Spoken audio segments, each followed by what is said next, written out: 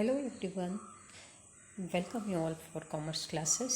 So today in this short video I am going to explain about meaning of shares. So what about shares alva?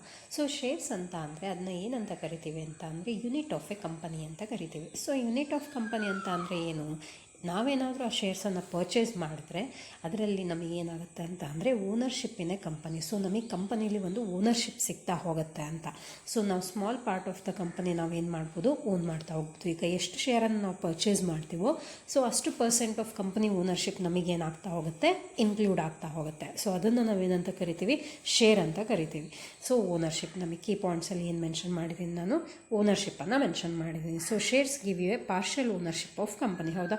So ನಾವು ಶೇರ್ನ purchase ಮಾಡಿದ್ರೆ partial ownership ಏನಾಗ್ತಾ ಹೋಗುತ್ತೆ, ಸಿಗ್ತಾ ಹೋಗುತ್ತೆ ಅಂತ. ಅದ್ರ ಜೊತೆಗೆ share holders may receive the dividends and other benefits. So share holders ಆಗಿದ್ದೀವಿ ನಾವು, ಆ ಕಂಪನಿಲಿ ಒಂದು ಪಾರ್ಟ್ ಆಗಿದ್ದೀವಿ ಅಂತ ಅಂದರೆ ಆ ಕಂಪನಿಯಲ್ಲಿ ಏನು ಪ್ರಾಫಿಟ್ ಶೇರಿಂಗ್ ಆಗಿರ್ಬೋದು, ಡಿವಿಡೆಂಡ್ನ ರಿಸೀವ್ ಮಾಡ್ಕೊಳ್ಳೋದಾಗಿರ್ಬೋದು, ಅದೆಲ್ಲ ಬೆನಿಫಿಟ್ಸು ಏನಾಗ್ತಾ ಹೋಗುತ್ತೆ, ಶೇರ್ ಹೋಲ್ಡರ್ಗೆ ಇರ್ತಾ ಹೋಗುತ್ತೆ ಅಂತ. ಸೊ ವೋಟಿಂಗ್ ರೈಟ್ಸ್, ಒಂದು ಕಂಪನಿ ಬಿಸ್ನೆಸ್ ಫರ್ಮ್ ಅಂತ ಬಂದಾಗ, ಅಡ್ಮಿನಿಸ್ಟ್ರೇಟಿವ್ ಅಂತ ಬಂದಾಗ ವೋಟಿಂಗ್ ಸಿಸ್ಟಮ್ ಇರುತ್ತೆ ಅಲ್ವಾ. ಸೊ ಆ ಶೇರ್ಸ್ ಏನು ಮಾಡುತ್ತೆ ಅಂತ ಅಂದರೆ ನಮಗೆ ರೈಟ್ ಟು ವೋಟ್ ಅಂತ. ಸೊ ನಮಗೆ ಇಂಪಾರ್ಟೆಂಟ್ ಕಂಪನಿ ಡಿಸಿಷನ್ಸ್ ಏನಿರುತ್ತೆ ಅದರಲ್ಲಿ ವೋಟ್ ಮಾಡುವಂಥ ರೈಟನ್ನು ನಮಗೇನು ಮಾಡ್ತಾ ಹೋಗುತ್ತೆ, ಶೇರ್ಸ್ ಪ್ರೊವೈಡ್ ಮಾಡ್ತಾ ಹೋಗುತ್ತೆ ಅಂತ.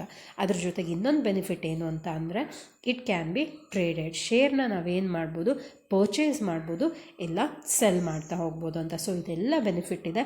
ಟೋಟಲಿ ನಾವು ಶೇರ್ನ ಪರ್ಚೇಸ್ ಮಾಡ್ತಾ ಇದ್ದೀವಿ ಅಂತ ಅಂದರೆ ಕಂಪನಿ ಒಂದು ಓನರ್ಶಿಪ್ಪಲ್ಲಿ ನಾವೇನು ಮಾಡ್ತಾ ಇದ್ದೀವಿ, ಪಾಲ್ ತೊಗೊಳ್ತಾ ಇದ್ದೀವಿ, ಪಾರ್ಟ್ನ ತೊಗೊಳ್ತಾ ಇದ್ದೀವಿ ಅಂತ ಅರ್ಥ. ಸೊ ಐ ಹೋಪ್ ಇದು ನಿಮಗೆ ಅರ್ಥ ಆಗಿದೆ, ಈಸಿಯಾಗಿ ಅರ್ಥ ಆಗ್ತಾ ಇದೆ ಅಂತ ಅಂದ್ಕೊಳ್ತಾ, ಮತ್ತು ಎಲ್ಲರೂ ಸಬ್ಸ್ಕ್ರೈಬ್ ಮಾಡಲೇಬೇಕಲ್ವಾ. ಸೊ ಸಬ್ಸ್ಕ್ರೈಬ್ ಮಾಡಿ, ಶೇರ್ ಮಾಡಿ, ಲೈಕ್ ಮಾಡಿ, ಕಮೆಂಟ್ ಮಾಡಿ ಅಂತ ಕೇಳ್ತಾ, ಥ್ಯಾಂಕ್ ಯು ಎವ್ರಿ ಒನ್.